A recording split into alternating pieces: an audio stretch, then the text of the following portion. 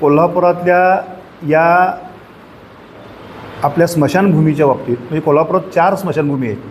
त्यातली प्रमुख स्मशानभूमी ही आपली पंचगंगा.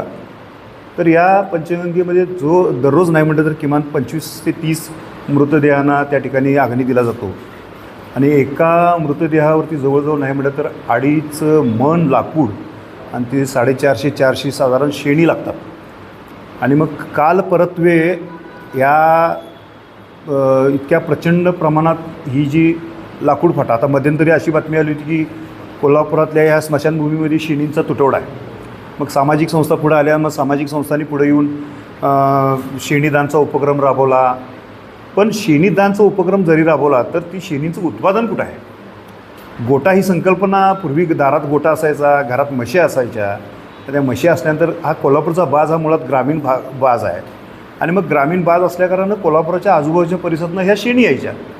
परंतु कोल्हापुरातला ग्रामीण भागातला जो तरुण आहे, ज्या स्त्री आहेत, त्यांच्याकडं आता हा तसं बघितलं तर गोबर ग्लास प्लॅन्ट आहे दारात प्रत्येकाच्या. त्यामुळे ती शेण त्यामध्ये कालवून त्या गोबर ग्लास प्लॅन्टमध्ये ओतलं जातं.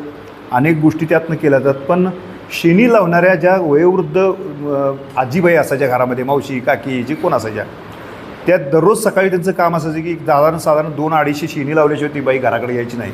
धारा काढल्यानंतर ती शेणी लावायचं एक काम असायचं. ते आता कुठं ग्रामीण भागामध्ये दिसत नाही. त्यामुळे शेणींचा स्वाभाविकपणे तुटवडा आहे.